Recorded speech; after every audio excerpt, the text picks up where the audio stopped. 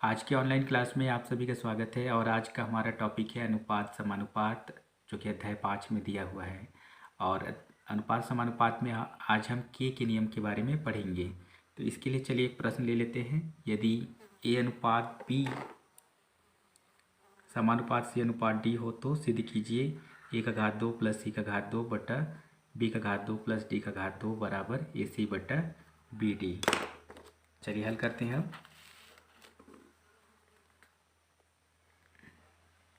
सबसे पहले लिखेंगे दिया है ए अनुपात बी समानुपात सी अनुपात डी। अनुपात समानुपात में क्या होता है कि ये जो अनुपात होता है उसको हम लोग बटे में लिख लेते हैं। तो इसको लिख देंगे ए बटा बी और ये समानुपात का जो चिन्ह है वो बराबर में बदल जाएगा और फिर से इसको लिखेंगे हम सी बटा डी और इसके बराबर में हमें के मानना है। तो यहाँ पर लिख देते हैं माना।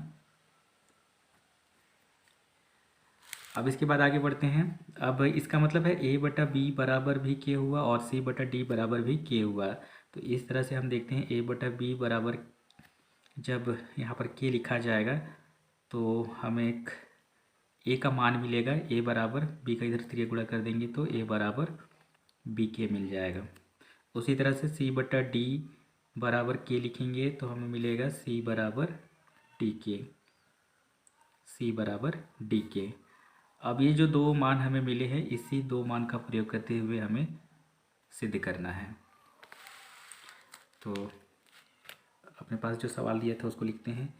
ए का घात 2 प्लस सी का घात 2 बट्टा बी का घात 2 प्लस डी का घात 2 बराबर ए सी बट्टा बी डी। और यहाँ से देखते हैं ए का मान बी के है तो यहाँ से ए बी के रख देते हैं ए की जगह पर। तो ये बी के का घात 2 हो जाएगा प्लस सी का मान है डी के तो यहाँ से हो जाएगा डी के का घात 2 और बटे में बी का कोई मान नहीं है इसलिए बी का घात 2 प्लस यहाँ पर डी का घात 2 फिर बराबर ए का मान है बी के लिखेंगे और सी का मान है डी के, यहाँ पर डी के हो जाएगा और बटे में बी डी।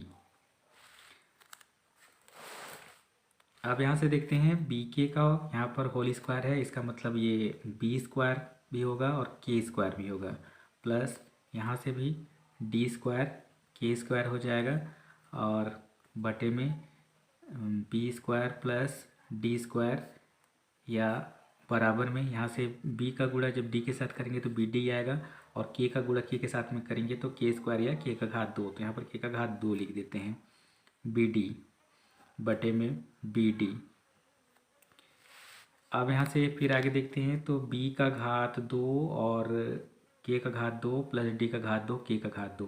यहाँ पर के का घात 2 दोनों में कॉमन है तो यहाँ से निकाल देते हैं के का घात 2 कॉमन और यहाँ बचेगा बी का घात 2 प्लस ये भी बाहर निकल चुका है इसलिए यहाँ पर बचेगा डी का घात 2 फिर बटे में बचेगा बी का घात 2 प्लस डी का घात 2 फिर बराबर के का घात 2 बी डी बटा बी डी और ये बी डी इस बी डी के साथ में कट जाएगा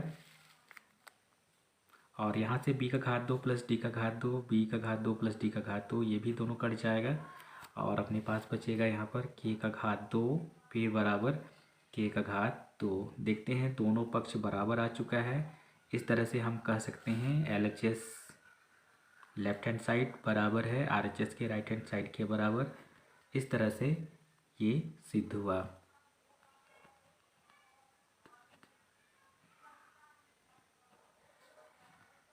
तो इस तरह से हम अनुपात समानुपात से बड़ी आसानी से प्रश्न को हल कर सकते हैं।